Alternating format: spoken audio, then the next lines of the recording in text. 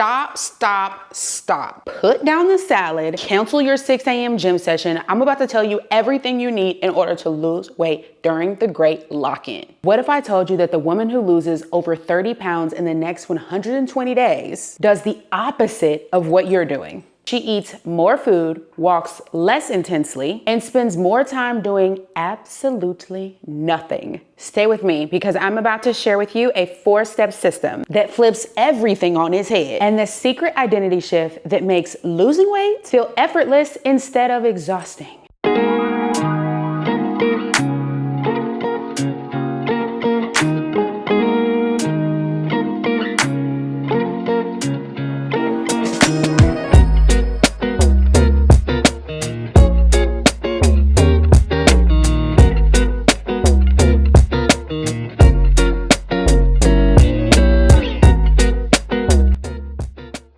Hey y'all, my name's KMarie. I am an NLP certified business and healthy life coach. I help busy women struggling with losing weight so they can align their habits and their health to step into their next level. I'm a mom of 2 toddlers. I've lost 50 pounds 3 times in my lifespan. Now, I know you've been hearing everybody talk about the great lock-in. Oh my goodness, like we have 120 days left in the year, panic mode. Y'all know that SpongeBob Jiffy where he's like in his head, but he's running around in the office and everything's on fire.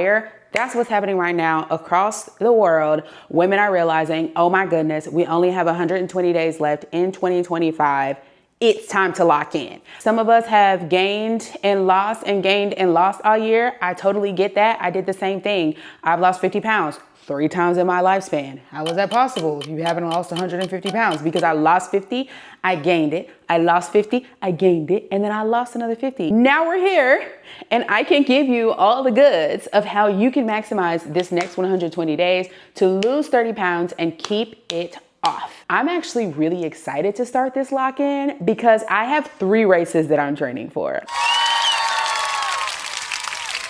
Can we get a little commotion for the insanity? In October, I'm running a 12-miler.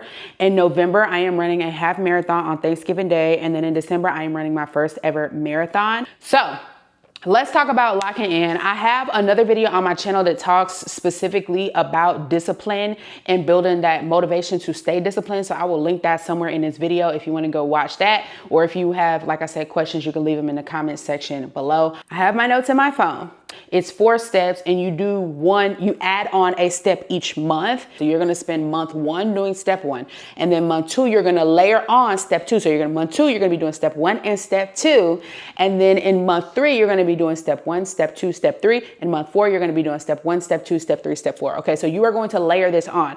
Don't try to layer all on these things at one time. Normally when I'm working with clients, I start with the layer on approach. Here's the thing with working out, okay? Because listen, I'm a health coach. From my perspective, I focus more on nutrition-based weight loss, meaning that you really don't have to be working out every single day.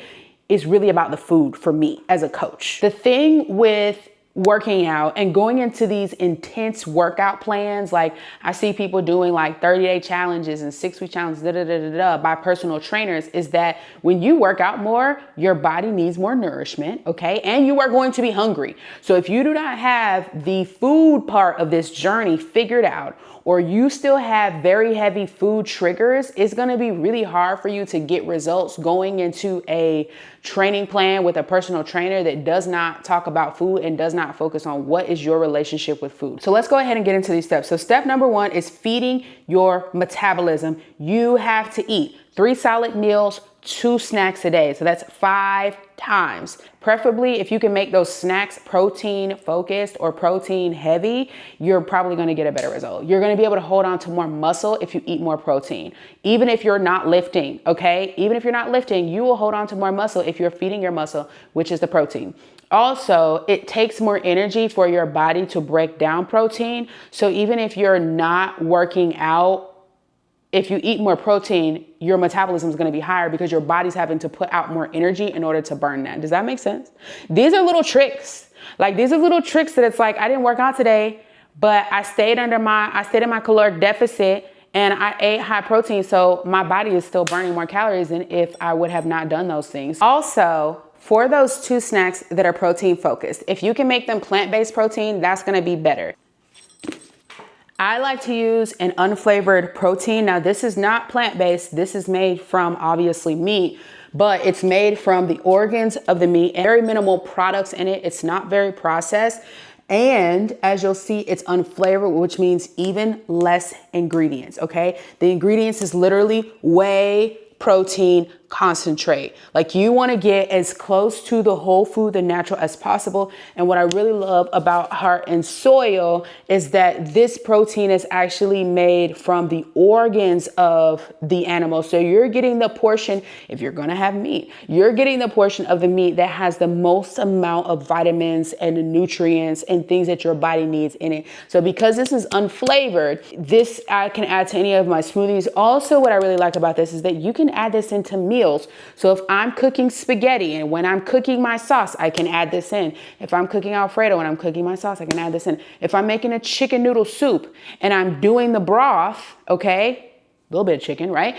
Chicken noodle soup, and I'm doing the broth, I can cook this into whatever is in my food, so that I'm actually getting even more protein from eating things that I'm already eating. Instead of thinking about I need to eat less to lose weight, you need to be thinking I'm a woman who nourishes my body. I'm doing things, I'm busy, I'm running around, I'm showing up for people. I need to nourish my body. That's how I want you to think about it, okay? Step 2, calm your nervous system. Remember in the beginning of this video, I said, I speak to busy women. I speak to busy women, okay? I know that y'all are doing a lot. I know that you're juggling a lot of schedules. You're showing up for a lot of people. You're still having to show up for yourself. You're working. You may own a business, whatever it may be, okay? You have to intentionally take time to calm your nervous system. That means 5-minute morning breath work. You wake up, maybe after you get dressed, maybe after you drop the kids off from school, whatever, 5 to 10 minutes, you need to do box breathing. In for 4 breaths, hold for 4 breaths, out for 4 breaths, in for 4 breaths, hold for 4 breaths, out for 4 breaths. Put on some calming music. You can do it on YouTube. You can get YouTube. I have YouTube Premium because I don't want to watch commercials, okay? And when I want to listen to some nice instrumental music, like some nice instrumental worship music, or just some nice like set the tone music, then while I am doing my nervous system reset work for the day, which needs to be at least 5 to 10 minutes a day, preferably in the morning and or at night, then that's when I put that on. Okay, so do that box breathing. You can also turn your walks into moving meditations. So if you're going to do your walk, whether it's on a treadmill, it's outside or whatever, or your run, it's outside on the treadmill, no music. Literally, that's gonna change what I cannot tell y'all. So crazy.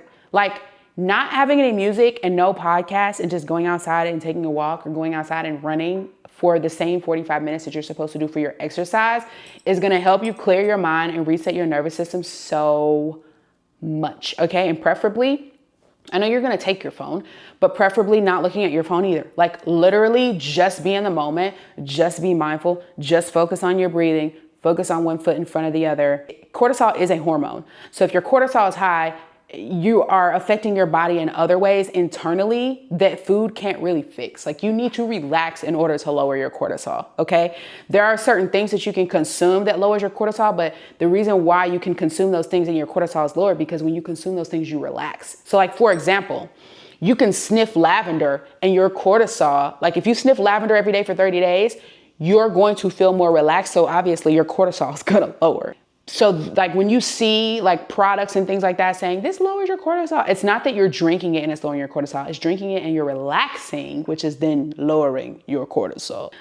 Like, low key, if mac and cheese is comfort food, why not just eat mac and cheese and that'll lower your cortisol? Like, you know what I'm saying? Like, because you're relaxed. You take a nap after you eat mac and cheese. No, but for real, you need to relax, okay? When your nervous system is calm, your body gives the signal to release weight. Your body is no longer living in fear if we have to hold on to every single thing she eats because I don't know when her next meal is, which is literally what some of y'all's body is saying.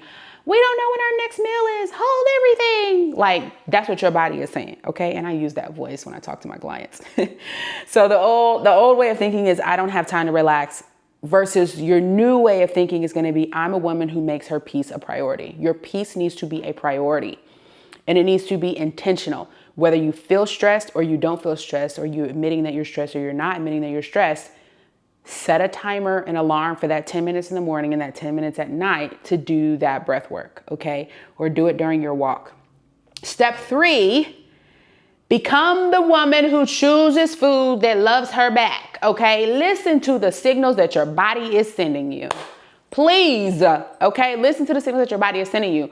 A lot of us are mildly allergic to certain things in food just because food has so many additives in it now. And sometimes it's hard to get access to food that doesn't have additives, which is why I am a whole food advocate of like, just go to the grocery store and get fruits and vegetables and figure out the rest later. Like get pasta that has less ingredients. Like I have Carpe Diem. I'm looking at it right now in my kitchen. I have Carpe Diem. It has less ingredients. I have this protein. It has less ingredients, okay? Stick to as close to whole foods as you possibly can. And when you are making your plate, prioritize plants. There needs to be salad with every meal, and that salad needs to be at least half of your plate. There needs to be vegetables with every meal, and that vegetable needs to be at least half of your plate. And you want to have vegetables that are closer to raw than cooked. So like I love collard greens, but cooking collard greens for 6 hours literally takes out all the nutrients. But if you can do a collard green salad, perfect. Or if you can saute the collard green, that's even better because you're not out cooking out all of the nutrients. So vegetables, prioritize the plants, at least half your plate. Prioritize the plant-based protein, prioritize the protein that is nutrient dense.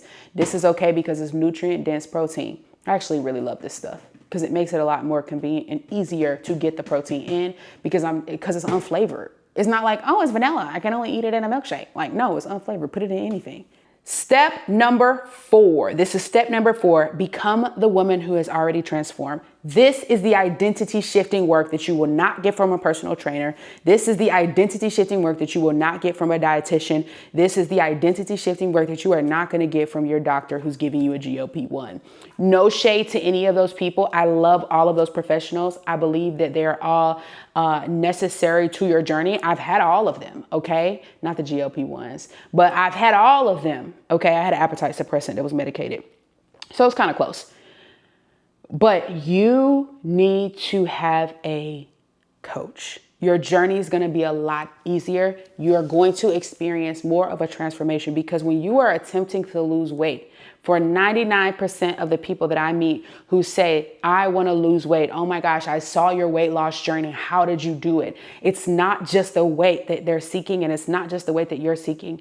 You are wanting to step into a personality. You're wanting to step into a womanhood that you have not been able to attain, whether it's confidence, whether it's the way that you feel about yourself, whether it's the way that you exude and put your foot down and set boundaries, whether it's the air that you want to give off, whether you want to sit more in your feminine energy, you want to give off this ambiance that makes you a magnet for abundance, whatever it is, you are actually desiring an identity shift, not just a number on the scale.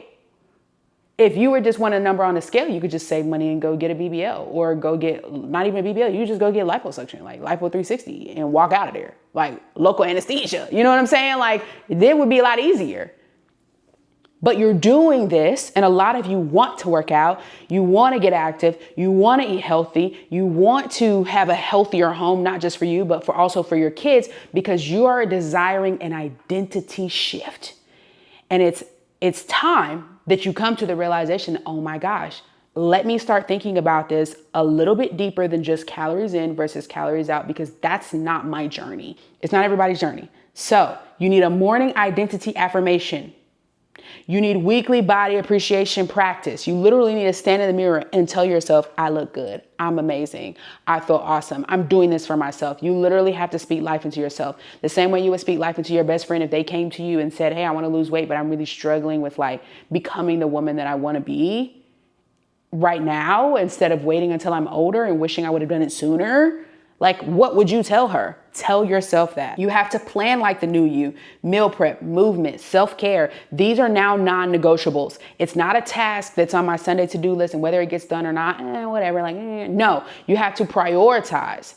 Put that into your schedule and say, this is essential for me stepping into this new identity. This is really going to seal in your transformation. I want you to literally sit down and say, this is the woman I want to be. I want to see myself in this way. I want people to see me in this way. I am wanting to attract these types of opportunities. This is where I'm going to be in my ultimate self, in my perfect body, in alignment with God's vision for my life. This is where I'm going to be in 120 days. I need you to write that down and it needs to be law. Like stick it to a mirror, put it somewhere where you see it every single day if you can fit it on one page, or if you can do it in your phone, read it every single morning. You have to live as if you're already transformed. The woman that you are seeking to be, how is she living? And you need to start living like that. And anything that doesn't fit in with that has got to go. Anything that is encroaching upon you doing that, or that is a challenge or a roadblock in order to you do that, that's what you talk to a coach about. You talk to a coach about, man, I'm struggling to live as this person, or I'm trying to live as this newer version of myself, and I don't know what that looks like, or I don't know what to do. Like, these are the things that you talk to a coach about. And a coach helps you plan that, it helps you stick to that, helps you stick to your boundaries, the things that you set for yourself, and really execute and get the result. That's your 120 days. You got your 4th step. You're gonna eat enough, you're gonna weigh less, you're gonna calm your nervous system, all right? You're going to feel amazing. You're gonna prioritize that plants and or that clean protein. Listen, this is the great lock-in. Do not let me catch you in January talking about I missed the great lock-in. Now what are we doing this January? No, the goal that you're thinking you need to wait until January to do, you can actually do that right now. Prioritize and maximize the end of the year. Lock in. You got this. All right.